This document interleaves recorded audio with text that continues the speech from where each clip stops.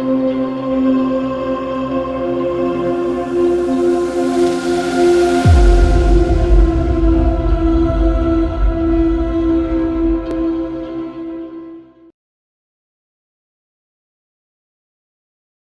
comenzar una sesión más del Círculo Bastiat en este ciclo, que me parece que van a ser varios por la extensión del trabajo que estamos analizando, dedicado a La riqueza de las naciones de Adam Smith, obra que está considerada por muchos, aunque no por todos los historiadores del pensamiento económico, como la cuna, por llamarle de alguna manera, del pensamiento económico moderno, un trabajo de Adam Smith que es sobre todo un trabajo de síntesis. Smith lo que hace es sintetizar buena parte del conocimiento económico que ya estaba vigente en su época, pero que también tiene aportaciones importantes, aportaciones originales del filósofo escocés, La riqueza de las naciones.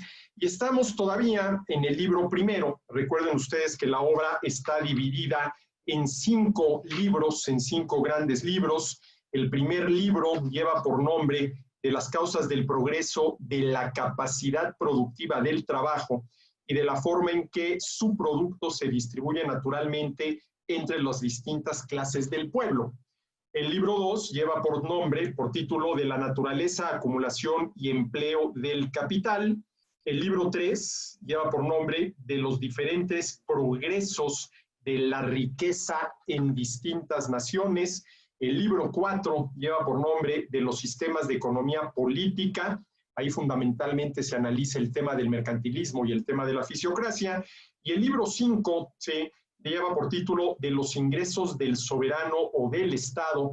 Y es un tema interesante, vamos a decirlo así, porque ahí Smith en el libro 5 trata como temas principales las tareas del gobierno, qué es lo que el gobierno debe hacer, y sobre todo se refiere a las fuentes de financiamiento, ¿sí? A las fuentes de financiamiento del gobierno. Pero nosotros estamos todavía en el libro 1, ¿sí? Cuyo nombre, insisto, es De las causas del progreso en la capacidad productiva del trabajo. Fíjense, ¿con qué pregunta empieza Adam Smith su libro? ¿Cuáles son las causas del progreso, de la mejora en la capacidad productiva del trabajo?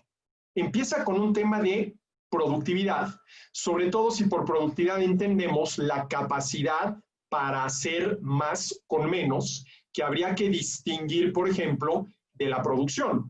Una cosa es producir y otra cosa es ser productivo, capaz de producir más con menos, que sería lo ideal, ¿sí?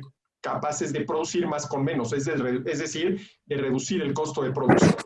Este es el tema con el cual Smith inicia La riqueza de las naciones, de las causas del progreso en la capacidad productiva del trabajo. Y el segundo tema que trata en este primer libro es de la forma, de la manera en que su producto, el producto del trabajo, ¿sí?, el ingreso generado por la venta de los bienes y servicios producidos por el trabajo, se distribuye naturalmente, y aquí por naturalmente hay que entender sin que intervenga el gobierno, sin que el gobierno, ¿sí?, imponga, ¿sí?, limitaciones a la operación natural de los mercados, y de la forma en que su producto se distribuye naturalmente entre las distintas clases del pueblo, que para Smith fundamentalmente son 3. Los terratenientes, que viven de la renta de la tierra, los trabajadores, que viven de su salario, y los capitalistas, que viven de sus utilidades, Entonces, estos son los temas que trata Smith en el libro primero. El capítulo primero trata de la división del trabajo, ¿sí? Por ahí empieza. Lo que permite aumentar la productividad del trabajo es la división del mismo, por una razón muy lógica. En la medida en que nos especializamos en un determinado trabajo o en una faceta de un determinado trabajo, pues nos vamos a volver más hábiles en la realización de ese trabajo, y eso va a aumentar nuestra productividad. ¿Y por qué es bueno que aumente la productividad? Porque seremos capaces de producir más. Y por lo tanto, se estaría cumpliendo una de las condiciones, producir más, para poder, ¿sí?, elevar nuestro nivel de bienestar, que depende, esto lo digo yo, no lo dice Smith, de la cantidad, la calidad y la variedad de los bienes y servicios de los que disponemos. De la división del trabajo, el primer capítulo.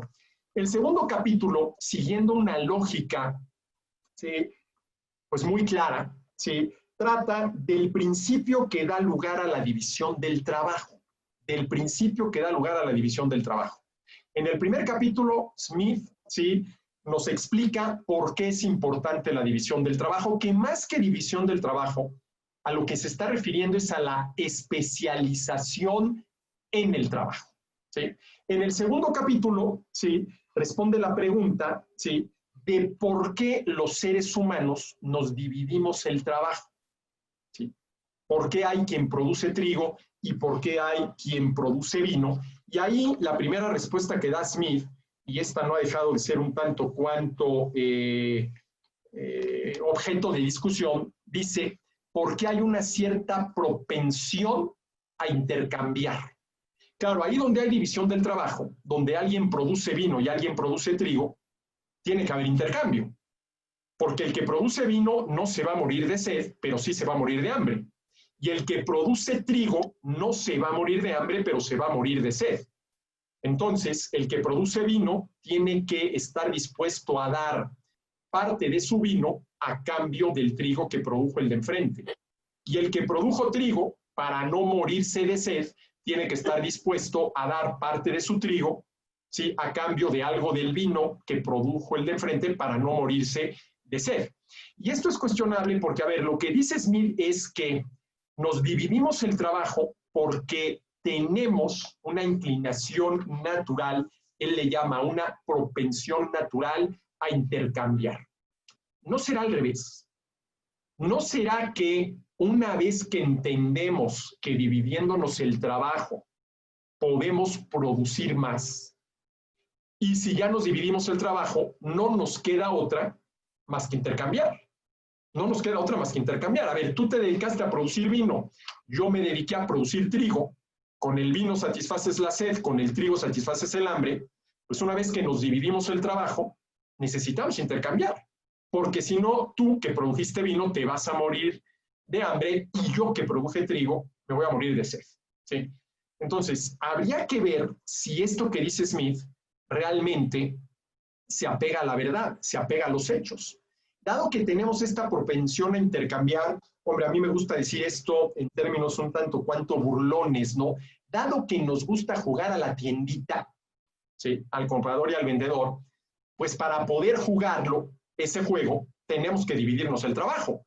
No, yo creo que es al revés. A ver, nos damos cuenta que si nos dividimos el trabajo, y esto tiene que ver con la teoría de las ventajas comparativas de David Ricardo, seremos capaces de producir más. Si tú eres más hábil que yo para producir vino, dedícate a producir vino. Y si yo soy más hábil que tú para producir trigo, me dedico a producir trigo e intercambiamos. Pero claro, si el intercambio no fuera posible, la división del trabajo sería contraproducente. A ver, lo que está diciendo Smith es que la división del trabajo es consecuencia de esa propensión que tenemos los seres humanos a intercambiar. Yo digo que es al revés. El intercambio es consecuencia de la división del trabajo. Pero después de decir que una de las causas de la división del trabajo es la propensión que tenemos los seres humanos a intercambiar, ¿sí?, dice que la división del trabajo es consecuencia necesaria de la razón y del lenguaje. Y aquí yo creo que sí, Smith está más atinado que cuando dice que la división del trabajo es consecuencia de la propensión que tenemos los seres humanos a intercambiar. Consecuencia necesaria de la razón y del lenguaje. A ver, ¿somos capaces de entender racionalmente los beneficios de la división del trabajo? Sobre todo en nuestros días, en los cuales la división del trabajo ha alcanzado un grado de amplitud, de profundidad y de complejidad verdaderamente impresionantes, ¿sí? La pregunta sería, a ver, si nosotros, cada uno de nosotros, tuviera que producir todos los bienes y servicios que habitualmente utilizamos para satisfacer nuestras necesidades, nuestros gustos, nuestros deseos, ¿tendríamos el mismo nivel de bienestar que tenemos? Pues claro que no, ¿sí? Podemos disponer de la cantidad, calidad y variedad de bienes y servicios de los que disponemos gracias a la división del trabajo, ¿sí? A ver, de todo lo que traigo yo ahorita puesto, desde los zapatos hasta los anteojos, nada de ello produje. A ver, si yo tuviera que producir de manera autárquica, ¿sí? Todo lo que traigo ahorita puesto, ¿contaría con todo lo que traigo ahorita puesto? Pues muy probablemente no. Muy probablemente no, ¿sí? Porque si los zapatos que traigo puestos son de piel, eso nos llevaría, por ejemplo, al tema de la ganadería. ¿De dónde sale la piel para hacer los zapatos? Y si pasamos de los zapatos a los anteojos, bueno, pues aquí tenemos dos elementos. Primero que nada, los cristales y luego el armazón. Yo no tengo la más remota idea de cómo se producen los armazones, ni tampoco de cómo se producen los cristales y de cómo darle a los cristales la graduación adecuada para que yo pueda ver correctamente. Ahora, claro, me dirán, pero lo puedes aprender. No, pues claro que puedo aprender a fabricar armazones y hacer cristales. La pregunta es, ¿también me daría tiempo para aprender cómo producir zapatos y cómo producir tela, ¿sí? Para esto, y no digamos cómo producir el reloj, ¿sí? Nos damos cuenta racionalmente de las ventajas de la división del trabajo. Y luego el lenguaje, porque claro, para intercambiar tenemos que comunicarnos unos con otros, ¿sí? Yo tengo que comunicarle al oferente, al vendedor, lo que quiero. Y el oferente tiene que poder comunicarme a qué precio está dispuesto, ¿sí? A ofrecerme, ¿sí? Ese es el tema del capítulo 2. Luego, el tema del capítulo 3, una vez que ya nos explicó las ventajas de la división del trabajo, el origen de la división del trabajo, el capítulo 3, ¿sí? Trata de responder a la pregunta, ¿sí?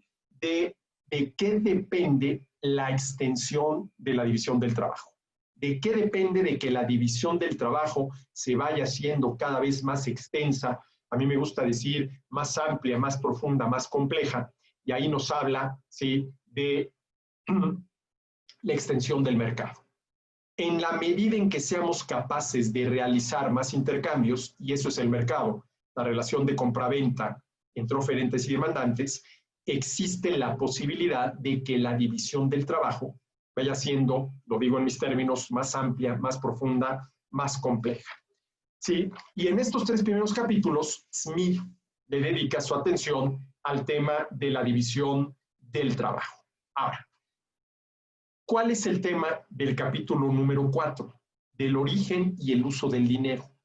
Dice, bueno, pero es que ya se pasó de la división del trabajo, ¿sí? Al origen y el uso del dinero, pero claro, es que es el siguiente paso lógico, ¿sí? En la exposición de Smith, porque ahí donde hay división del trabajo, tiene que haber intercambio. Si no hay intercambio, la división del trabajo es contraproducente. El que produce vino no se va a morir de sed, pero se va a morir de hambre. Y el que produce trigo no se va a morir de hambre, pero se va a morir de sed. Tienen que intercambiar, ¿sí? Y hay 2 maneras de intercambiar. El trueque, ¿sí? O el intercambio indirecto utilizando un medio de intercambio al cual le llamamos dinero. Y claro, Smith se da perfectamente bien cuenta de las limitaciones del trueque, ¿sí? Y nos explica, ¿sí? El origen y el uso del dinero. Porque el dinero, entendiendo por tal cualquier cosa que los seres humanos aceptemos como medio de intercambio, nos permite superar las limitaciones del trueque. Nos permite realizar muchísimos más intercambios, ¿sí? Que si la única posibilidad de intercambiar fuera por medio del trueque, ¿sí? Tantos litros de vino por tantos kilos de trigo, ¿sí? Y para entender esto, nada más imaginémonos que el día de mañana amanecemos sin dinero. Físicamente desapareció el dinero, ya no hay billetes, ya no hay monedas, por lo tanto las chequeras, las tarjetas de crédito, las tarjetas de débito ya no tienen absolutamente ningún sentido. No hay dinero, ¿sí? Del total de transacciones comerciales que realizan ustedes normalmente a lo largo de un día, ¿cuántas podrían realizar si desapareciera el dinero? ¿Cuántas podrían realizar si tuvieran que recurrir al trueque? Bueno, tal vez la respuesta inmediata sería, pues ninguna, ¿sí? Y Smith se da cuenta de la importancia que tiene el que contemos con un medio de intercambio. Y esto es muy interesante porque nos explica desde sus orígenes, desde el uso del dinero, también toca ahí temas de inflación, que no es otra cosa más que, ¿sí?, la pérdida del poder adquisitivo del dinero. Y ya señala Smith, ¿sí?, cuando empieza a hablar de la historia del dinero. Recuerden ustedes que en La riqueza de las naciones encontramos, vamos a decirlo así, dos partes claramente diferenciadas. Una, la parte teórica, donde Smith presenta su teoría. Y luego, para ilustrar esa teoría, hay una enorme cantidad de ejemplos históricos, de verdaderamente llamar la atención. Por ejemplo, en el capítulo 10, cuando empieza a hablar de la renta de la tierra, ¿sí?, y empieza a diferenciar, ¿sí?, cuando la tierra se usa para producir cereales, cuando se usa, por ejemplo, para la ganadería, y te empieza a hablar, ¿sí?, y estamos en Escocia a mediados del siglo XVIII, del precio del ganado en Argentina. Y te empieza a dar los precios del ganado en Argentina y que por qué subió y que por qué bajó, etcétera, etcétera, etcétera. Entonces es realmente muy interesante la lectura del libro de Smith, no nada más por la parte teórica, que es en lo que yo quiero centrar la atención, sino también porque es una lección de historia económica muy interesante, ¿no? Centrada en Escocia, centrada en el Reino Unido, centrada en Europa, pero que llega hasta América, ¿sí? En más de una ocasión hace referencia a México. Y lo que acabo de mencionar ahorita en el capítulo 10, bueno, se está refiriendo a la Argentina, ¿sí? A la Argentina. Y insisto, en este capítulo, el capítulo 4, donde Smith habla del origen y el uso del dinero, ¿sí?, ya señala algo que siempre que puedo a mí me gusta repetir. A ver, la historia del dinero, que es una historia apasionante, es una historia verdaderamente apasionante, es en muy buena medida la historia de los abusos cometidos por quienes en cada momento tuvieron el poder, la facultad para hacer dinero. Y en segundo lugar, es la historia de todos los esfuerzos que a lo largo de la historia ha hecho el poder político para monopolizar, ¿sí?, la producción de dinero y poder, ¿sí?, pues vamos a decirlo así, cometer todos estos abusos que una y otra vez, a veces de manera más grave, a veces no tan grave, a veces generando hiperinflaciones, a veces generando nada más inflaciones, ¿sí?, que no llegan a los 2 dígitos, al 10%, pero que sigue siendo inflación, sigue siendo pérdida en el poder adquisitivo del dinero, ¿sí?, han cometido, por ejemplo, en estos días, los bancos centrales, ¿sí? Y también, muy interesante, y esto Smith no lo vio porque no le tocó vivirlo, en épocas de Smith, el dinero era oro y plata. El dinero era oro y plata. Pero la historia del dinero es también en muy buena medida la historia del tránsito de lo que a mí me gusta llamar, ¿sí?, el dinero satisfactor al dinero fiduciario. Es la historia del paso, ¿sí?, de la transición del orden espontáneo, ¿sí?, al diseño humano. A ver, hoy en día, todo lo que tiene que ver con el dinero es producto del diseño humano. Para eso están los bancos centrales. En su origen, todo lo que tenía que ver con el dinero era consecuencia de esto que Friedrich Hayek llamó el orden espontáneo, ¿sí? ¿Cómo aparece el dinero? El dinero aparece de manera espontánea en el mercado, en las relaciones de intercambio, ¿sí? Aquellas mercancías aceptadas por la mayoría, precisamente porque la mayoría las aceptaba, de manera espontánea, de manera natural, no producto del diseño humano, se convirtieron en dinero, de manera espontánea, ¿sí? Hoy en día tenemos exactamente lo contrario, ¿sí? Exactamente lo contrario. Por eso digo que la historia del dinero es una historia fascinante. A ver, permítaseme rapidísimamente explicar lo siguiente. A ver, en su origen, el dinero era esto que yo llamo dinero satisfactor. Normalmente se le conoce como dinero mercancía, pero no creo que la palabra correcta sea mercancía. Si entendemos por mercancía cualquier bien o servicio que se produce con la intención de ofrecerlo a la venta. Era dinero satisfactor. Era dinero satisfactor. Por ejemplo, ¿sí? En las cárceles, ¿sí? Entre los presos, ¿sí? Se utiliza el cigarro, se utilizan los cigarros como dinero. Esto, entre otras cosas, quiere decir que la gran mayoría de los presos fuman. Ese dinero es un dinero satisfactor. Es decir, se puede utilizar como medio de intercambio. A ver, ¿sí? ¿Cuántos cigarros a cambio de una botella de refresco? El precio de la botella de refresco se determina en cigarros. Entonces, puedo utilizar el cigarro como medio de intercambio, dinero, pero me lo puedo fumar, satisfactor. ¿Sí? Entonces, en su origen, el dinero fue dinero satisfactor, que por lo tanto tenía un valor intrínseco, porque si no lo querías utilizar como dinero, lo podías consumir. ¿Sí? No era nada más dinero, era también un satisfactor, era dinero satisfactor. Fíjense lo que tenemos hoy en día, ¿sí? Los billetes y las monedas producidas por los bancos centrales no sirven para otra cosa más que para medio de intercambio. No tienen ningún valor intrínseco, no sirven para otra cosa, no tienen ningún valor intrínseco, ¿sí? Entonces, pasamos de dinero satisfactor con valor intrínseco, ¿sí? A lo que se conoce como dinero fiduciario sin ningún valor intrínseco, ¿sí? Prácticamente es tesis, antítesis. Algo que vale por sí mismo, algo que no vale por sí mismo. Y tan no vale por sí mismo que déjenme ponerles un ejemplo. Vamos a suponer que a partir del próximo 1 de octubre, ¿sí? Quedan descontinuados, por poner un ejemplo, los billetes de 500 pesos. A partir del 1 de octubre, los billetes de 500 pesos quedan descontinuados. Ya no sirven para nada.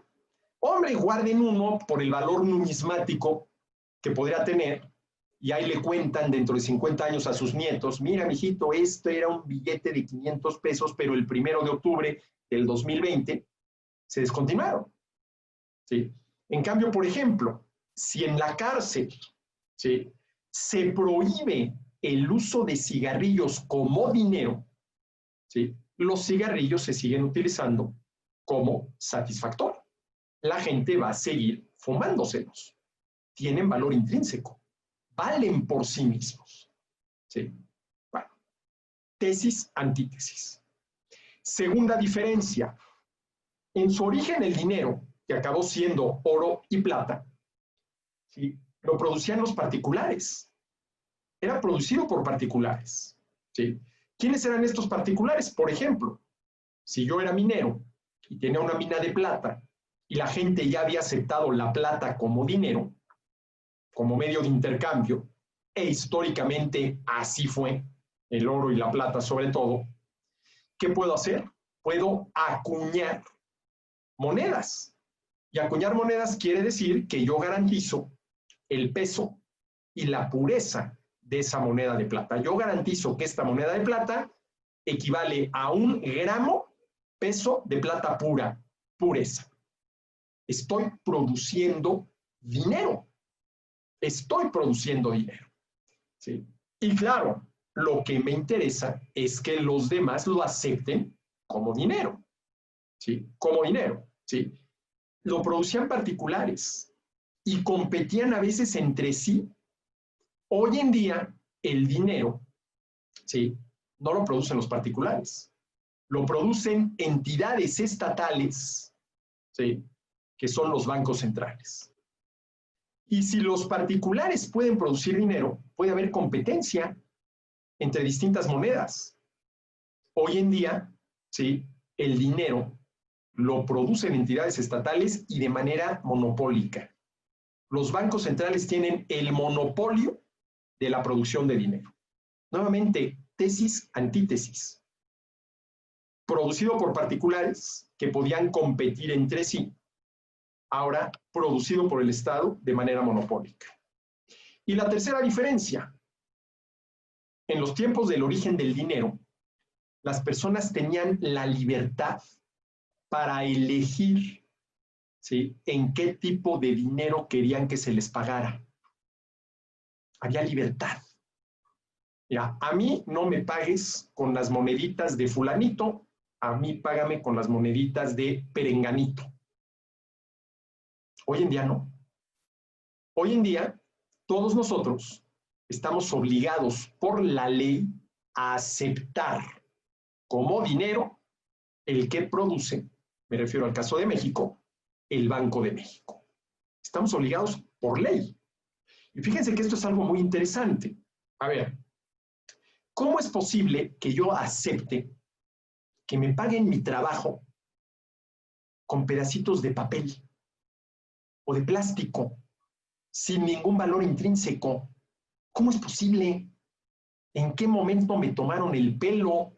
Otra cosa sería si me pagan con trozos de plata o trozos de oro que tienen valor intrínseco, porque el oro y la plata lo puedes utilizar como dinero, como medio de intercambio, pero también lo puedes utilizar para muchas otras cosas. Por ejemplo, para producir joyería, ¿sí? Para producir joyería. Entonces, ¿cómo es posible que yo acepte que me paguen mi trabajo con pedacitos de papel, pedacitos de plástico, sin ningún valor intrínseco? ¿Sí? Porque yo sé que si yo les compro algo a ustedes, ustedes están obligados a aceptar que yo les pague con, ¿sí?, esos pedazos de papel o esos pedazos de plástico. Pero vamos a suponer que a partir del 1 de octubre, el peso deja de ser, esta es la manera técnica de llamarlo, la moneda de curso legal. Y entonces ustedes ya no están obligados, ¿sí?, a recibir en pago de lo que me están vendiendo, ¿sí?, esos billetes y esas monedas producidas por el Banco de México. No, mira, Arturo, a mí no me des papelitos, no me des plastiquito, a mí págamelo en oro o en plata. Vete a comprar onzas plata Libertad y me lo pagas. Tesis, antítesis. Al inicio del dinero, cuando aparece algo que se convierte en medio de intercambio, la gente tenía la libertad para aceptarlo o no, dependiendo de la confianza que tuvieran en las distintas, ¿sí?, monedas que había. Hoy en día no. Hoy en día, ¿sí?, si yo les compro algo y alguno de ustedes me dice, oye, pero yo quiero que me lo pagues con gatos. A ver, esto que te estoy vendiendo, quiero que me lo pagues con gatos y el precio en gatos es 7 gatos. Si me traes 7 gatos, ahí lo tienes. Ya no, espérame. Tú estás obligado por ley a aceptarme estos billetitos que dicen Banco de México, ¿sí?, que dicen Banco de México, ¿sí? Todo esto ya es producto del diseño humano. Ya no es producto del orden espontáneo, ¿no? Por eso digo yo, y perdón, ya me extendí mucho en este tema, pero es que es un tema apasionante, ¿sí? Eso, que la historia del dinero es una historia apasionante. El mismo tema del dinero es un tema apasionante y bueno, eso es lo que trata Smith precisamente en el capítulo 4 del origen y el uso del dinero, ¿sí? Bueno, división del trabajo, causas de la división del trabajo, causas de la extensión de la división del trabajo, origen y uso del dinero. Lógicamente, ¿cuál es el siguiente tema? El de los precios. ¿Por qué? Porque no puede haber intercambio allí donde el oferente y el demandante no se ponen de acuerdo en torno al precio. Si el oferente y el demandante no se ponen de acuerdo en torno al precio, el oferente no se va a convertir en vendedor y el demandante no se va a convertir en comprador. Oye, ¿y por qué podrían no ponerse de acuerdo? Bueno, por una razón muy sencilla. Si el máximo precio que el demandante está dispuesto a pagar está por debajo del mínimo precio al que le conviene vender al oferente para no incurrir en pérdidas, jamás se van a poner de acuerdo, no va a haber intercambio. Ejemplo, yo no vendo mi coche por menos de 150,000 pesos. Por menos de 150,000 pesos, como se dice coloquialmente, no suelto mi coche. Ninguno de ustedes está dispuesto a pagar más de 100,000. Ninguno. Pues nunca nos vamos a poner de acuerdo. Si yo no lo suelto por menos de 150,000 y ninguno de ustedes está dispuesto a pagar más de 100,000, no nos vamos a poner de acuerdo, no vamos a determinar un precio y no va a haber intercambio. Al contrario, si yo no suelto mi coche por menos de 100,000 y ustedes no pagan más de 150,000, están dadas las condiciones para que negociando, regateando, ¿sí?, determinemos un precio que estará entre 100,000 y 150,000. Y ese es el siguiente tema que trata Smith en el capítulo 5. Y hace una diferencia muy importante. Dice, hay que distinguir entre el precio real y el precio nominal de las mercancías, o entre el precio en trabajo y el precio en moneda.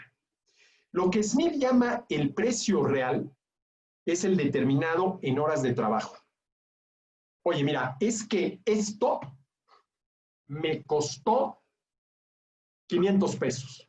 Pero si ya me diste el precio en términos dinerarios, 500 pesos. ¿Cuántas horas de trabajo? ¿Cuántas horas de trabajo te costó? Y dice Smith que el precio que hay que tener presente es el que llama el precio real, determinado en horas de trabajo, no el precio nominal determinado en dinero. Y entonces ahí la pregunta sería, ¿por qué si el precio verdaderamente importante es el que se determina en horas de trabajo, por qué los precios, todos los precios, están fijados en términos dinerarios? En términos dinerarios. Porque al final de cuentas, el trabajo no es homogéneo. A ver, 8 horas de trabajo de Pedro no necesariamente equivalen a 8 horas de trabajo de Juan. ¿Sí? Y esa es la razón por la cual necesitamos un común denominador. Y ese común denominador es el dinero, ¿sí? Y ese común denominador es el dinero, ¿sí? Entonces, Smith habla aquí de la importancia, ¿sí?, de determinar, o por lo menos tener una idea de cuál es el precio en horas trabajadas. ¿Por qué? A ver, vamos a suponer que el precio de una mercancía, de una manzana, es 3 pesos. Bueno, ese es el precio, como dice Smith, nominal, así le llama a él.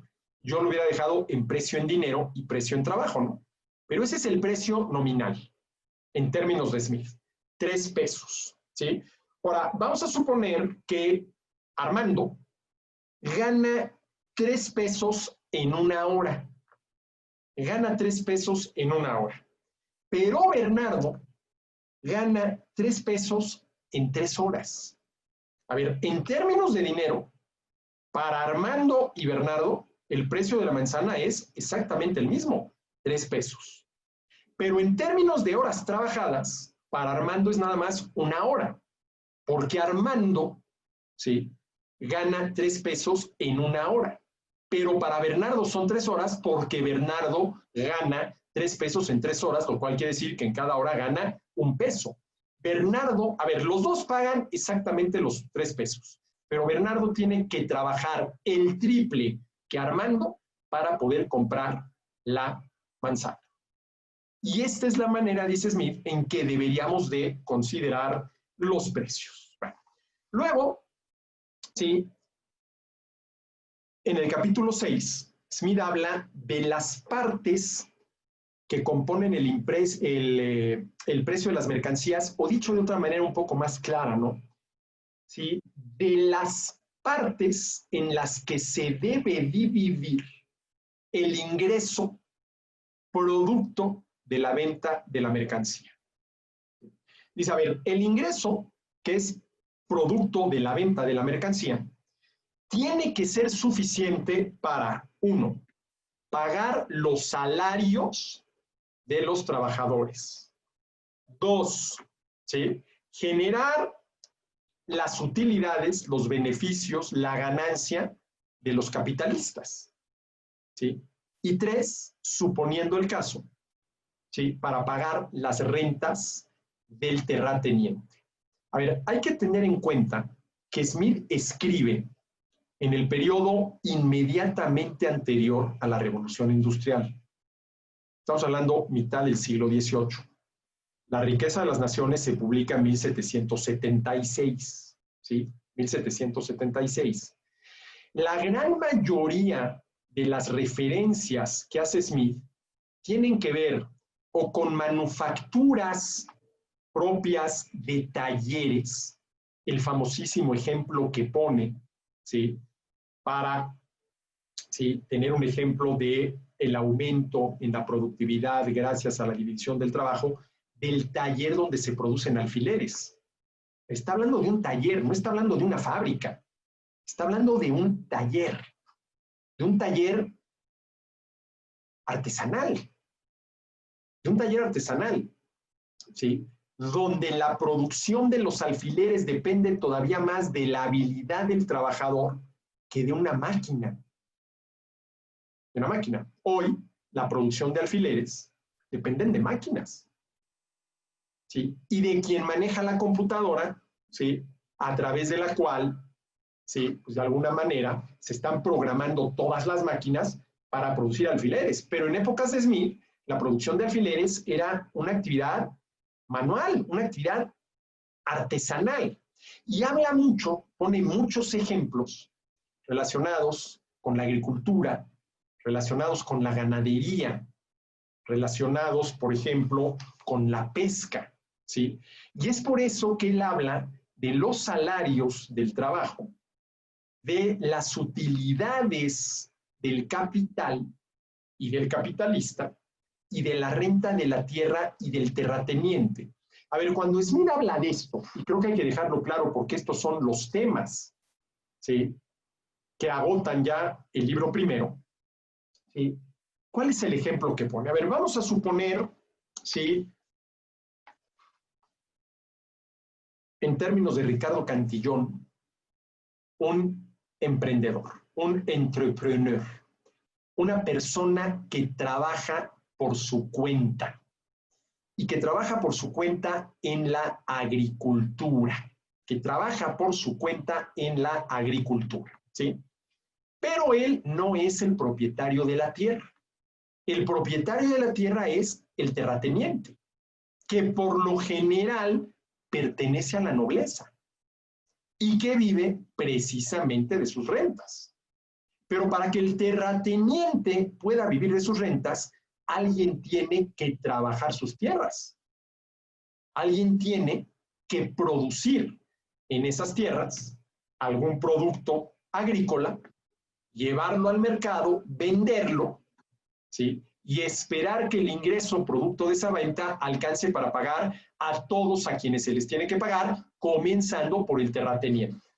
Entonces, ahí está el tema de la renta. Y miren, es muy interesante, porque el capítulo 10, con el que termina el capítulo 11, perdón, con el que termina, ¿sí?, el primer libro de La riqueza de las naciones, precisamente lleva por título de la renta de la tierra, y abarca en esta edición, la edición de Alianza Editorial, desde la página 210 hasta la página 352. De la 210 a la 352, todo esto es lo que dedica Smith al análisis de la renta de la tierra. Por mucho, ¿sí?, es al que le dedica, ¿sí?, más páginas.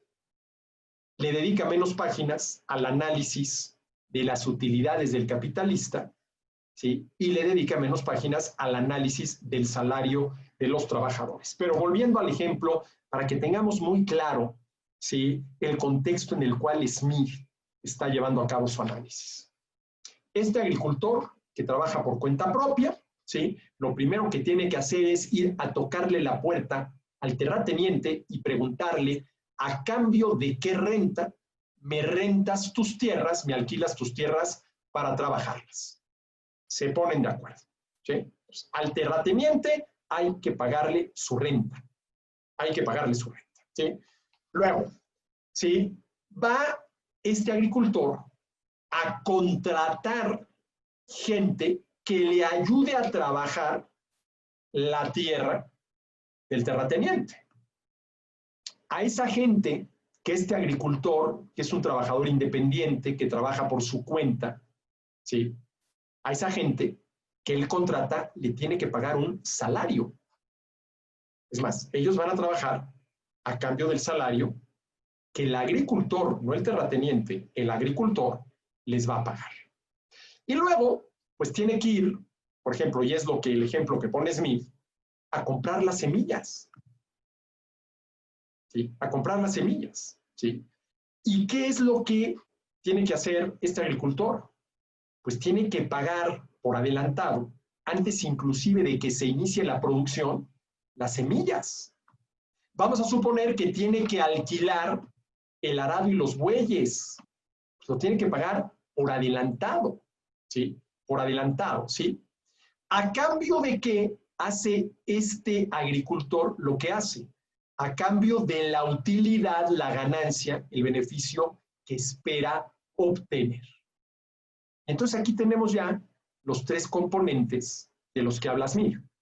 La tierra del terrateniente, perdón, la renta del terrateniente, el salario del trabajador y la utilidad del capitalista. A ver, ¿de qué está jugando? ¿A qué le está jugando, vamos a decirlo así, este agricultor independiente? Al capitalista. Está arriesgando.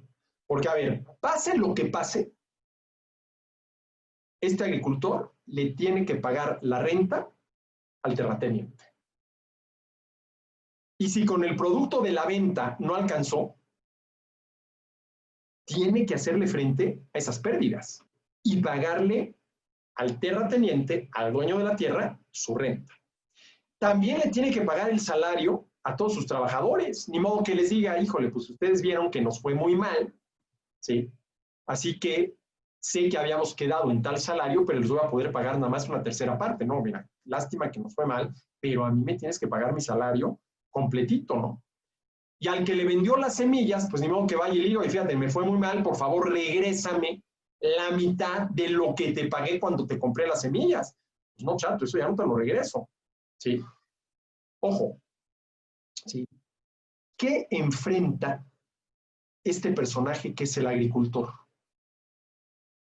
A quien Ricardo Cantillón, un economista anterior a Smith, llamó el emprendedor. Enfrenta la incertidumbre, porque sabe cuánto le cuesta producir, cuánto tiene que pagar de renta, cuánto tiene que pagar de salario, cuánto tuvo que pagar por las semillas, etcétera, etcétera, pero no sabe a ciencia cierta, mucho menos en una actividad agrícola a mitad del siglo XVIII, cuál es el precio al que va a poder vender. De tal manera que enfrenta tres posibilidades. Que el precio alcance para cubrir todos sus costos de producción y su utilidad a todo dar. Que el precio alcance nada más para cubrir sus costos de producción sin su utilidad. Me alcanzó nada más para pagarle al terrateniente, para pagar los salarios y yo me quedé en las mismas. O que no alcance ni siquiera para pagar la renta o los salarios. Enfrenta estas tres posibilidades, ¿sí? Entonces, a ver, este es el personaje, o estos son los personajes en los que está pensando Smith al hablar, por ejemplo, ya en el capítulo 6, de las partes que componen el precio de las mercancías. O vamos a decirlo así, de las partes en las que se debe dividir el ingreso generado por la venta de la mercancía. Tiene que alcanzar para pagar la renta del terrateniente, tiene que alcanzar para pagar el salario de los trabajadores y tiene que alcanzar, ¿sí?, para la utilidad del agricultor, para la utilidad del agricultor, ¿sí? Entonces, lo que dice Smith es que el ingreso se tiene que dividir entre los salarios que hay que pagarle a los trabajadores, la renta que hay que pagarle al terrateniente y la utilidad que espera obtener este agricultor, que es alguien que trabaja por su cuenta, que no es empleado de nadie, ¿sí?, pero que tampoco es dueño de la tierra que trabaja, ¿sí?, y tiene que alcanzar. De esto habla rapidísimamente en el capítulo 6. Y luego, en el capítulo 7, nos habla Smith de la diferencia que hay entre el precio natural y el precio de mercado de las mercancías. A ver, por un lado, en el capítulo 5 ya había distinguido Smith entre el precio real determinado en trabajo y el precio nominal determinado en dinero. Y aquí nos habla de lo que él llama el precio natural y el precio de mercado de las mercancías, ¿sí? A ver, para Smith, ¿qué es el precio natural? Es el costo de producción. Es el costo de producción. Y a mí me parece un error llamarle al costo de producción precio. Hombre, los costos de producción, ¿sí?, están determinados por los precios que se tienen que pagar para adquirir los factores de la producción necesarios para producir, ¿sí? El ejemplo que a mí me gusta poner, ¿no? El dueño de una tortería, ¿cómo calcula su costo de producción? Bueno, pues el precio que le tuvo que pagar al panadero que le vendió el pan, el precio que le tuvo que pagar al de la salchichonería que le vendió el jamón, la mantequilla, la mostaza, la mayonesa y las latitas de chile para hacer la torta, el precio que le tuvo que pagar al de la verdulería que le vendió el aguacate, el jitomate y la cebolla, sin los cuales no hay una buena torta que realmente lo sea, el precio que le tiene que pagar a sus trabajadores que le ayudan a operar la tortería. Claro, los costos de producción son la suma de los precios que se le tiene que pagar a todo aquel que aporta algún factor de la producción para producir lo que se le va a ofrecer al consumidor. Pero, ojo, es un error confundir o llamarle, a ver, Smith no los confunde, pero les llama igual, precio natural y precio real. El precio natural es el costo de producción.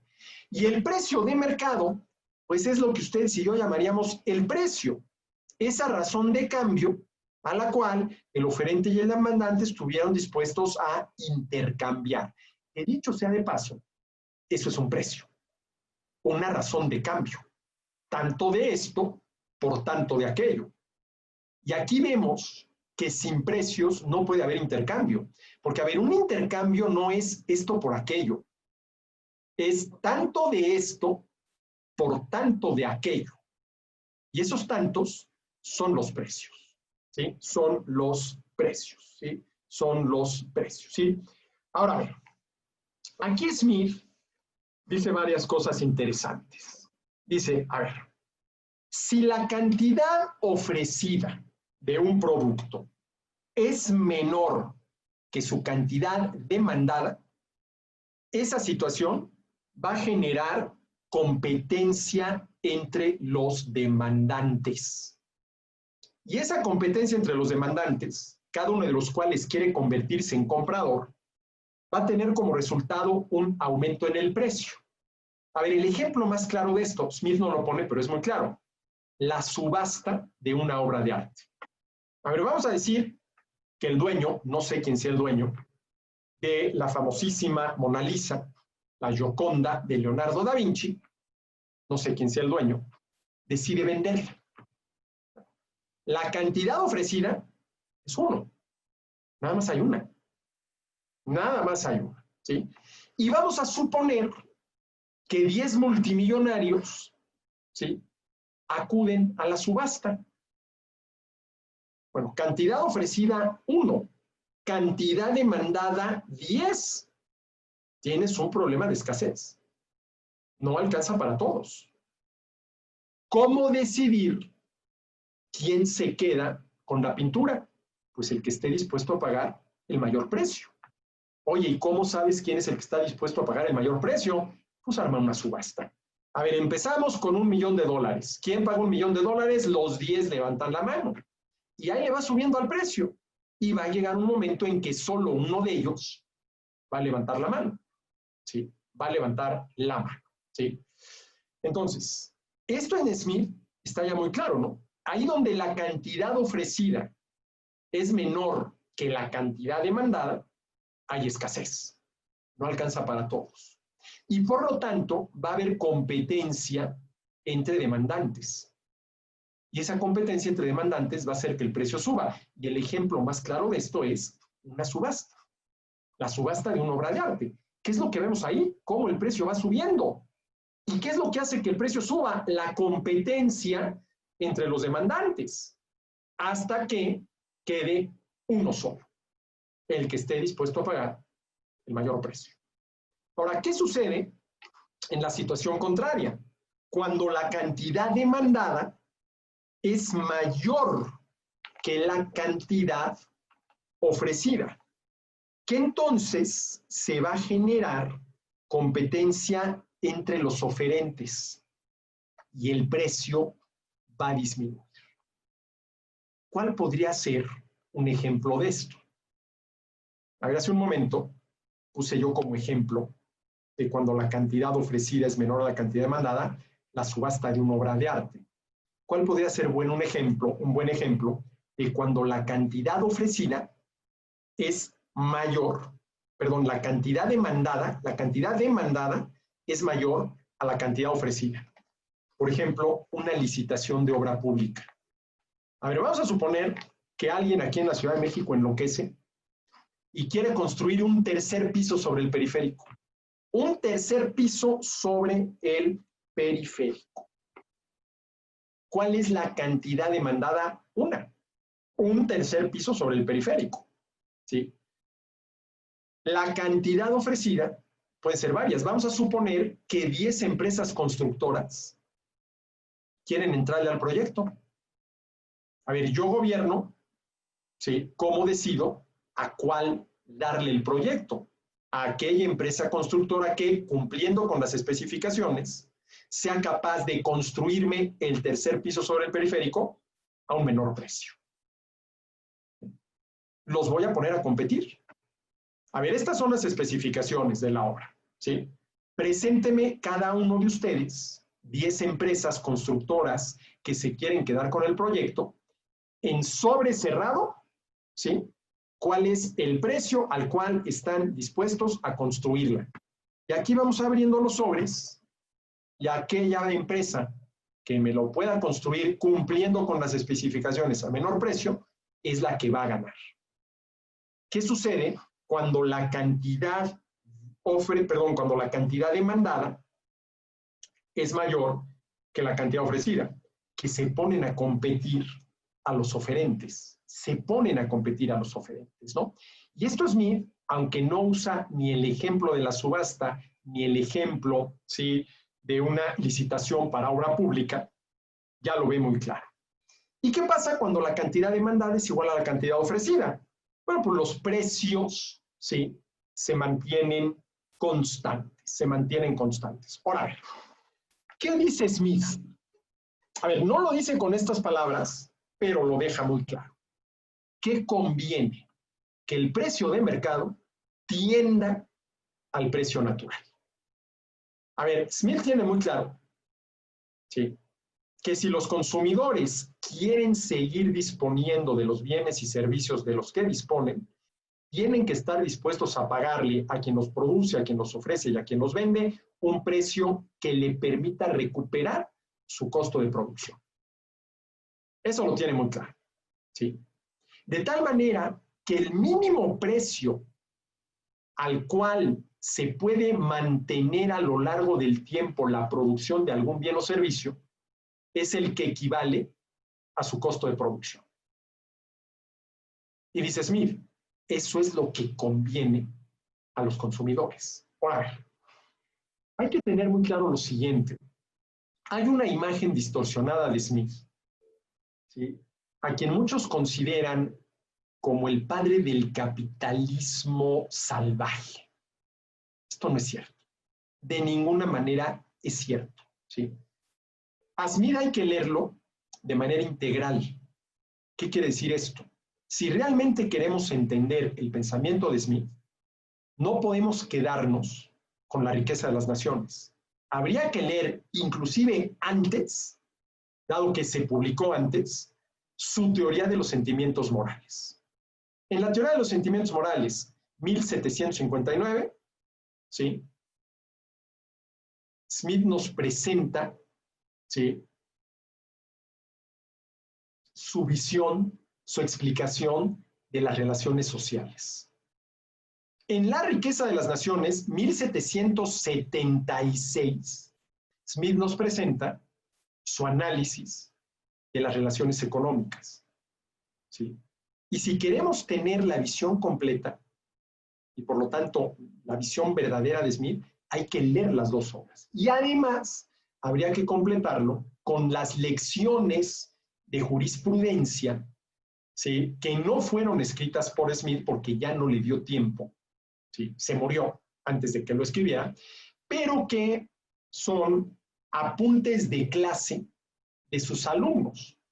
Y ahí te puedes dar una buena idea, ¿sí?, de qué intención tenía Smith, ¿sí?, cuando dijo, después de la teoría de los sentimientos morales, viene la riqueza de las naciones y luego voy a escribir algo relacionado con la jurisprudencia, con el derecho, con el gobierno. Ahí están las lecciones de jurisprudencia. Entonces, a ver, pensar como piensan algunos, que Smith es de alguna manera el padre, el apologista del capitalismo salvaje, no es cierto. Ah, no, pero entonces sí me tendrías que conceder que Smith está a favor de los empresarios, mucho menos. Oye, entonces, ¿a favor de quién está Smith? De los consumidores. De los consumidores. Y esto está clarísimo. Y ya vamos a llegar a 2 o 3 citas, ¿sí?, que menciona Smith, donde claramente se ve la desconfianza, ¿sí?, que le generan esos personajes que hoy podríamos llamar empresarios. Sobre todo cuando quieren ponerse de acuerdo los empresarios para no competir vía precios y poder cobrarle a los consumidores el máximo precio que los consumidores están dispuestos a pagar. Entonces, a ver, lo que está diciendo Smith es que lo que conviene es que el precio de mercado, ¿sí?, tienda al precio natural, tienda al costo de producción, ¿sí? Ahora bien, ¿eso cómo se logra? Y esto Smith lo tiene muy claro. Y ojalá y todos aquellos dedicados a hacer políticas públicas lo tuvieran por medio de la competencia.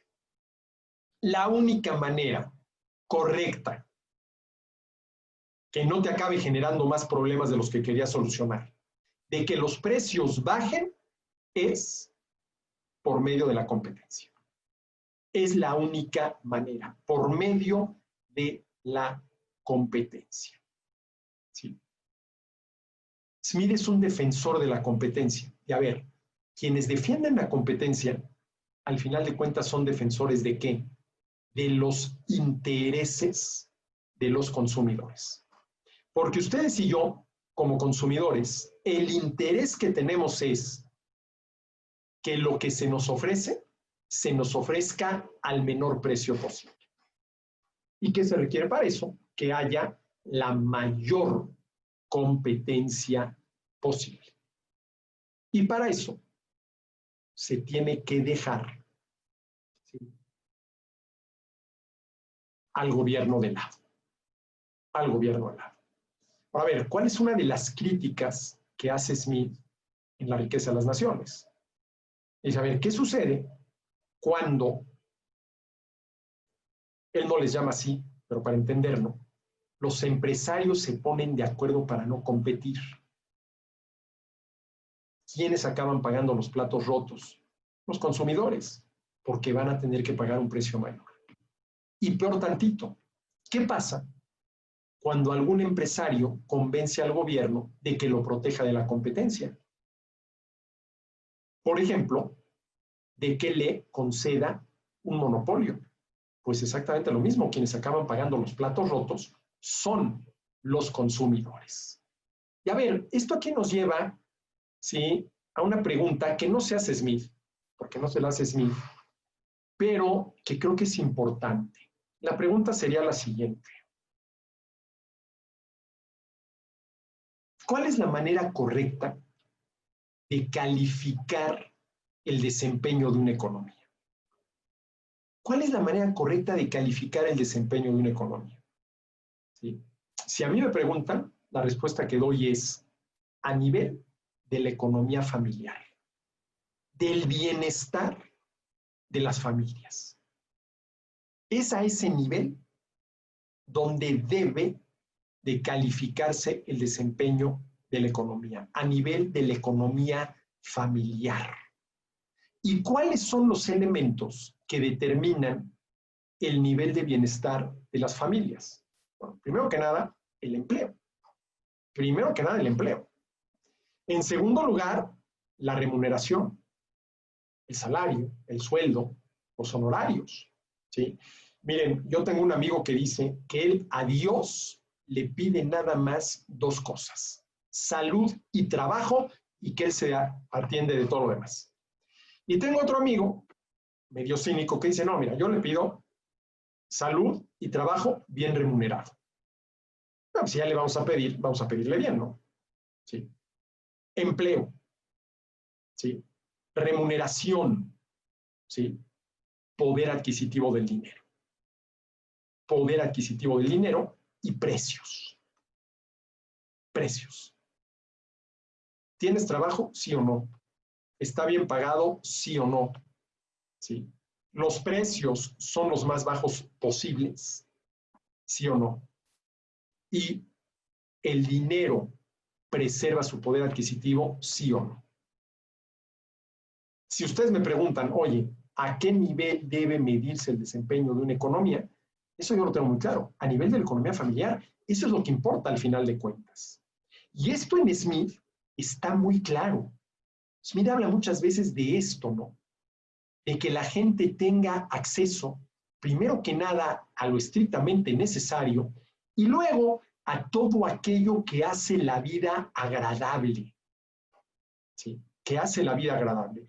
Pero también, ¿sí?, Smith advierte, y esto sobre todo en la teoría de los sentimientos morales, sobre las consecuencias que puede tener sobre la persona un afán excesivo, ¿sí?, de riquezas.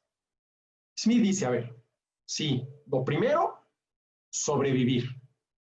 Lo segundo, vivir bien. Vivir bien. Y hay una cosa muy interesante. En la teoría de los sentimientos morales, Smith se pregunta en qué consiste la felicidad. Y claro, hay tantas respuestas como personas sabemos en el mundo, ¿sí? Porque para cada uno de nosotros la felicidad puede consistir en algo muy distinto. Pero Smith dice una cosa muy interesante, dice, a ver, la felicidad consiste, primero que nada, ¿sí?, en tener bien satisfechas las necesidades básicas. No pasar hambre. En segundo lugar, dormir con la conciencia tranquila. Y en tercer lugar, tener buenos amigos. Es muy interesante, ¿no? Sí. Tener satisfechas las necesidades básicas. Dormir con la conciencia tranquila, que yo creo que esa debería de ser considerada una necesidad básica, ¿eh? Dormir con la conciencia tranquila y tener buenos amigos. Por ejemplo, Smith dice que cuando estás triste, cuando estás preocupado, ¿sí?, cuando estás enfrentando una situación difícil en tu vida, lo peor que puedes hacer es quedarte encerrado en tu casa. ¿Sí? Sal, busca a tus amigos, ve con ellos, convive con ellos. ¿Sí? Bueno, perdón, ya me metí a la teoría de los sentimientos morales, ¿no? ¿Qué se necesita para que los precios bajen lo más posible? Que haya la mayor competencia posible. Ahora ver, Smith no lo dice con estas palabras, pero la idea está muy clara. Dice, a ver, ¿qué se necesita para lograr la mayor competencia posible? Que el gobierno no lo prohíba. A ver, ¿qué se necesita para lograr la mayor competencia posible en todos los sectores de la actividad económica y en todos los mercados de la economía? Se necesitan 3 condiciones. Primera, que el gobierno permita, porque el único que lo puede prohibir es el gobierno, que todo aquel nacional o extranjero que quiera participar en un sector de la actividad económica produciendo bienes o servicios, ya sea con capital nacional o extranjero, o que quiera participar en algún mercado de la economía ofreciendo productos, ya sean producto nacional o importado, lo pueda hacer. ¿Y esto qué supone? Respetar la libertad de los agentes económicos. Respetar la libertad de los agentes económicos, ya sean nacionales o extranjeros, porque cuando de respetar la libertad se trata, pues hombre, hay que respetar la libertad absolutamente de todos. No, mira, respeto la libertad de los mexicanos, pero no de los extranjeros, ¿no? Ahí hay una inconsistencia, ¿no? Esta es la primera condición que se tiene que cumplir. La segunda condición que se tiene que cumplir es evitar, y este es todo un tema, prácticas monopólicas. A ver, prohibir, porque lo primero que tienes que hacer es prohibir que 2 oferentes de un bien sustituto, por ejemplo, refrescos de cola, se pongan de acuerdo para no competir vía precio. A ver, tú produces Happy Cola y yo produzco Cola Happy. ¿Para qué nos hacemos la vida de cuadritos? No compitamos vía precio. Mira, tú pintas tu lata de rojo, yo la pinto de azul. Tú te consigues este artista para que te haga tu publicidad, yo me consigo esta otra, pero no compitamos vía precio. A ver, ¿esto qué querría decir? Comprometámonos aquí a no ofrecer la típica lata de 350 mililitros a menos de 5 pesos. No compitamos vía precio. ¿Sí? Claro, para lograr la mayor competencia posible, este tipo de prácticas tendrían que estar prohibidas. ¿Cómo de hecho están? Por ejemplo, en México hay una ley federal de competencia económica, hay una comisión federal de competencia económica.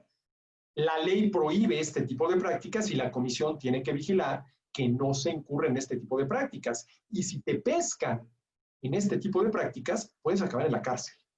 Puedes acabar en la cárcel. Es lo que se conoce como práctica monopólica absoluta. Nos ponemos de acuerdo para no competir vía precio. Aquí hay un punto interesante. A ver, ¿cuáles son las conductas que deben prohibirse? Las conductas que violan derechos de terceros. A ver, no matar. Viola el derecho a la vida. No secuestrar. Viola el derecho a la libertad. No robar. Viola el derecho a la propiedad. La pregunta es, a ver, nosotros los consumidores tenemos el derecho de que todo lo producido se nos ofrezca al menor precio posible, que es el que coincide con el costo de producción. A ver, tenemos el derecho, ¿no? Tenemos el interés. A ver, yo claro que tengo interés de que todo lo que compro se me ofrezca al menor precio posible, que es el que alcanza para que el productor, el oferente, el vendedor recupere su costo de producción. De que tengo el interés, pero no tengo el derecho. Porque si yo tuviera el derecho, entonces el vendedor, el oferente, tendría la obligación de venderme lo que me está ofreciendo al menor precio posible. Y entonces, por ejemplo, aquello de maximizar utilidades saldría sobrando. Hay que tener muy clara la diferencia entre derecho e interés. ¿Y por qué lo menciono? Porque, a ver, en muchos países las prácticas monopólicas absolutas están prohibidas. A ver, si yo, productor de Happy Cola, me pongo de acuerdo con el productor de Cola Happy para no competir vía precios, ¿estamos violando el derecho de alguien? ¿No? Al menos que acepte, que sería falso, que los consumidores tienen el derecho de comprar al menor precio posible. Porque entonces podríamos hacernos la siguiente pregunta. A ver, si yo acepto que los consumidores tienen el derecho de comprar al menor precio posible, y este es el que coincide con el costo de producción, pues su contraparte, los oferentes, no tendrán el derecho de vender al mayor precio posible, que es el máximo precio que el consumidor está dispuesto a pagar por algo. Pero entonces caeríamos verdaderamente en un mundo de imposibles. Porque si yo digo que estos dos personajes, el oferente y el demandante, tienen esos derechos, son incompatibles. Si yo digo, el consumidor tiene el derecho de comprar al menor precio posible y el oferente tiene el derecho de vender al mayor precio posible, pues a ver cuál de los dos precios es, el menor posible o el mayor. Pero no tienen esos derechos, tienen interés. Entonces, a ver, la segunda condición que se tiene que cumplir para lograr la mayor competencia posible es que no haya prácticas monopólicas. A ver, ¿de qué esa condición se tiene que cumplir? Sí. La pregunta es si es correcto que ese tipo de prácticas estén prohibidas y castigadas, inclusive, como es el caso de México, con cárcel. ¿Y cuál es la tercera condición que se tiene que cumplir para que se dé la mayor competencia posible? Pues que nosotros los consumidores la generemos. Porque, a ver, que haya dos o más oferentes y que no incurran en prácticas monopólicas son condiciones necesarias, pero no suficientes, para que se dé la mayor competencia posible. Porque si nosotros los consumidores no generamos esa competencia, no se va a dar. Quienes ponen a competir a los oferentes somos los consumidores. ¿Cómo? Comparando, haciendo cuentas y actuando en consecuencia. ¿Sí? A ver, el típico ejemplo. ¿Quién de ustedes está seguro por la tasa de interés que le cobran, por las comisiones que le cobran, por los servicios adicionales que se les ofrecen, que la tarjeta de crédito que utilizan es la que más les conviene? Ya se pusieron a comparar. Porque inclusive entre tarjetas de crédito del mismo banco, por ejemplo, en cuanto a la tasa de interés que te cobran, hay diferencias muy importantes. ¿Hasta qué punto, por ejemplo, en tarjetas de crédito, nosotros, quienes utilizamos ese servicio, pedir dinero prestado a través de la tarjeta de crédito, ponemos a competir a los bancos? Ponemos a competir a los bancos, ¿no? El precio natural, que para Smith es el costo de producción, dice, para él es un precio central, ¿sí?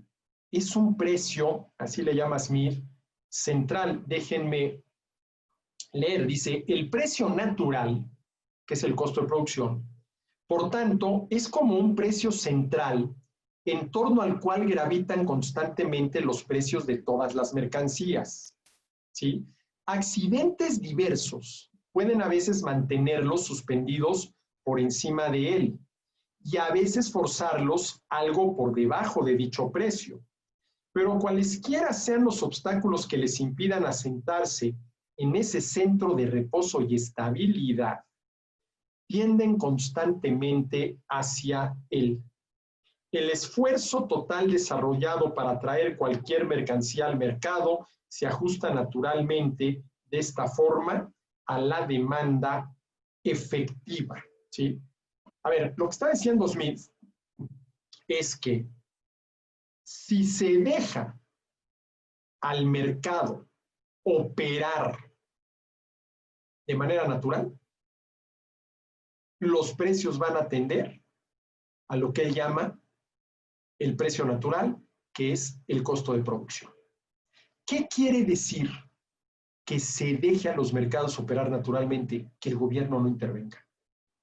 Miren, una y otra vez, Smith habla, ¿sí?, de el desarrollo natural, el desempeño natural de los mercados, de la actividad económica. Bueno, ¿a qué se refiere? ¿Qué quiere decir Smith con esto? Y también ahí ha habido muchísima discusión, ¿no? ¿Sí? A ver, ¿a qué se refiere Smith cuando habla, ¿sí?, del sencillo, simple sistema, como le llama él, de la...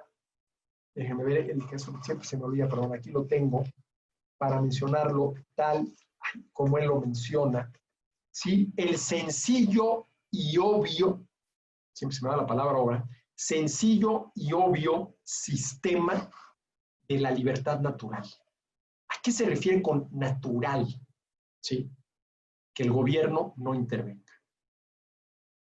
Ahora, a ver, ¿qué quiere decir que el gobierno no intervenga? Que no intervenga en el mercado, que no intervenga en el intercambio entre compradores y vendedores. Por ejemplo, que no determine las condiciones del intercambio. Que deje que sea el oferente y el demandante quienes determinen el precio y las condiciones del intercambio. Eso es lo que entiende, ¿sí?, por el sencillo y obvio sistema de la libertad natural. Ah, entonces es un anarquista, pues lo acabo de decir, que el gobierno no intervenga. No. Smith es muy claro al decir, ¿sí?, que lo que el gobierno debe hacer es garantizar la justicia. Y garantizar la justicia es garantizar los derechos de los ciudadanos. ¿Sí? Y los agentes económicos, ya sea que estés por el lado de la producción, oferta y venta o por el lado de la demanda, compra y consumo, tenemos derechos. ¿Sí? Hay una frase que ahorita no la puedo identificar rápido, donde Smith dice algo muy interesante. Dice, poco más se necesita para llevar un país de la barbarie a la opulencia. A ver, poco más, habría que ver qué pensaba Smith de ese poco más, ¿no? En qué consiste, pero dice, poco más se necesita para llevar un país de la barbarie a la opulencia que paz, easy taxes, en inglés dice easy taxes, pocos impuestos y una tolerable administración de justicia. Tolerable, ni siquiera perfecta, tolerable administración de justicia. Y es ahí, precisamente, donde entra el gobierno. Porque estas tres tareas, paz, easy taxes y tolerable administración de justicia, pues en muy buena medida son responsabilidad del gobierno. Entonces, a ver, Smith no es un anarquista, ni mucho menos un anarcocapitalista, ¿no? Smith tiene muy claro que para que el mercado funcione, se deben respetar, ¿sí?, los derechos de todos los involucrados. Oferentes por un lado, demandantes por el otro. Y que tiene que haber alguien que, dado el caso, haga valer esos derechos. Haga valer esos derechos, ¿sí? Esos derechos, ¿sí? Ahora, a ver, Smith se pregunta por las desviaciones que pueden tener los precios, ¿sí?, los precios con relación al precio natural, al costo de producción. Y dice, a ver, hay dos tipos de desviaciones. Por causas naturales o por medidas políticas. A ver, ¿cuál sería una causa natural de que el precio de una mercancía, por ejemplo, subiera muy por arriba de su costo de producción? Vuelvo al ejemplo del sector agropecuario. Una pésima cosecha. El clima no ayudó, llovió de más, llovió de menos, lo que ustedes gusten y manden, y la cosecha este año resultó ser nada más la tercera parte de la del año pasado. ¿Qué va a pasar? Bueno, pues la cantidad ofrecida, por ejemplo, de trigo, va a ser menor a su cantidad demandada. Los demandantes de trigo van a tener que competir entre sí y eso va a hacer que el precio suba. Esta sería una causa natural del aumento en el precio. Natural porque dependió de la naturaleza. Llovió de más o llovió de menos y no logramos cosechar lo suficiente para satisfacer toda la demanda de trigo. ¿Sí? Toda la demanda de trigo. O la otra, ¿sí? Tuvimos una cosecha excepcional.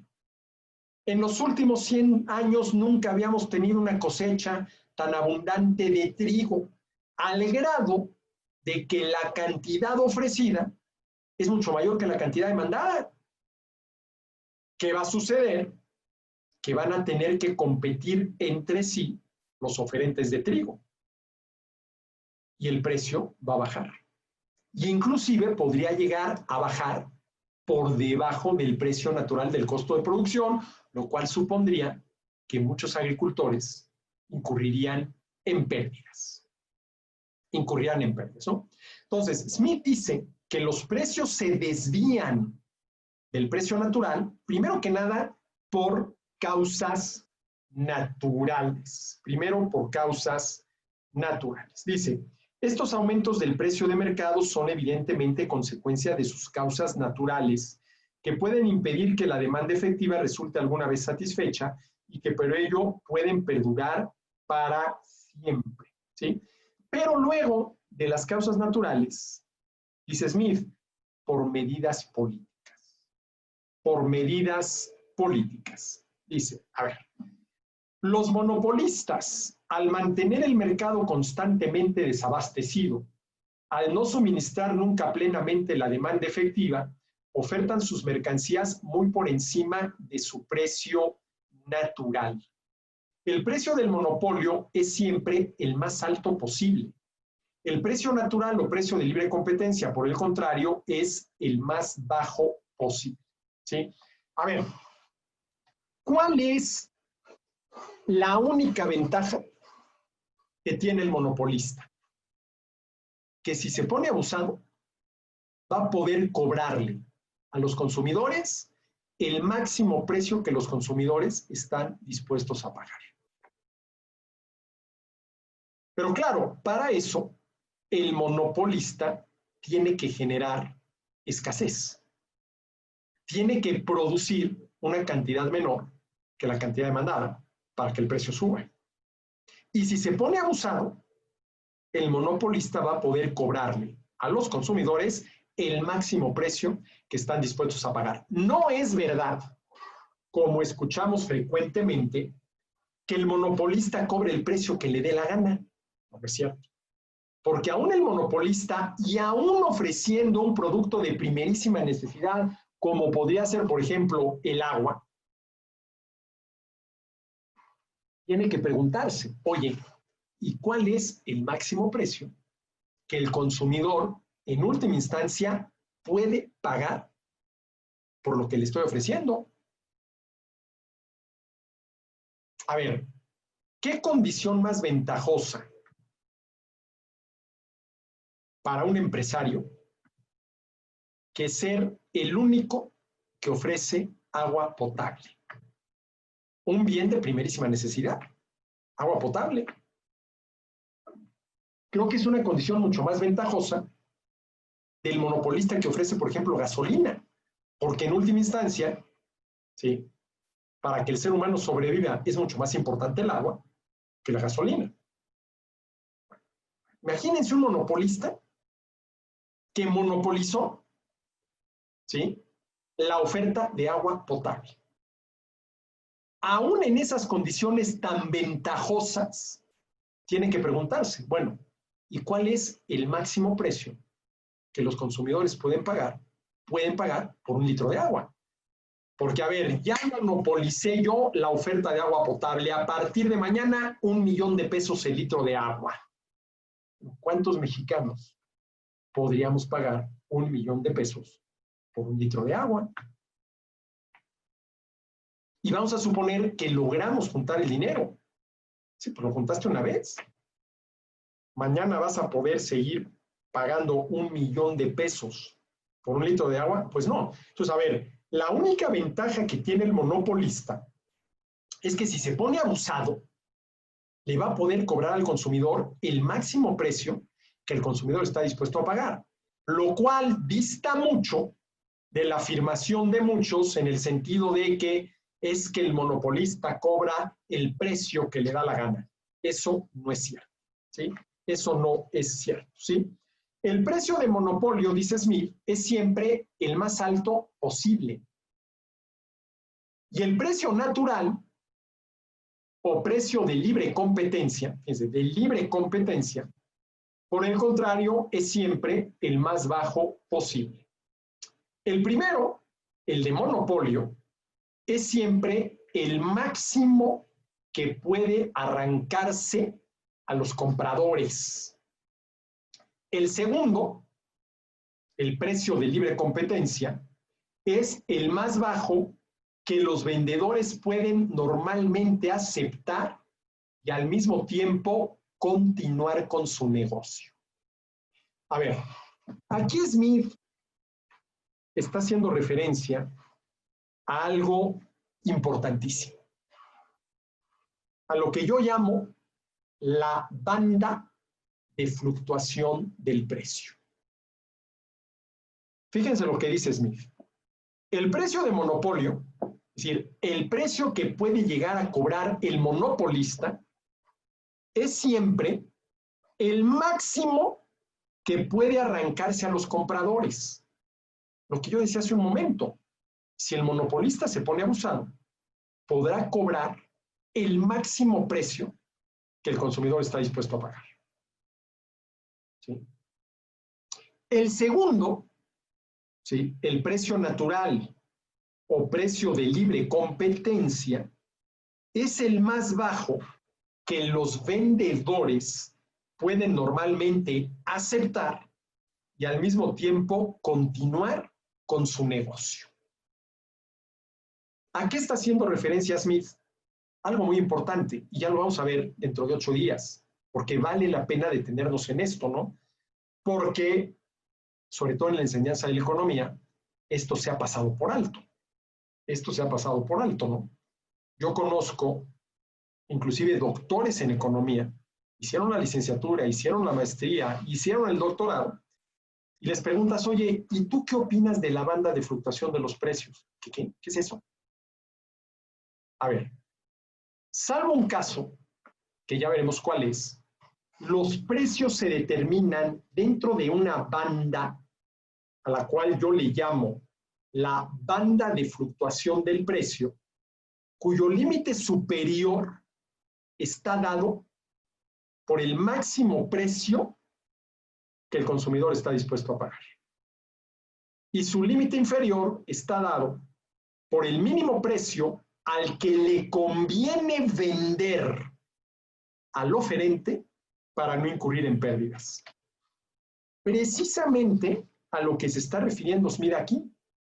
El precio de monopolio es siempre el máximo que puede arrancarse a los compradores.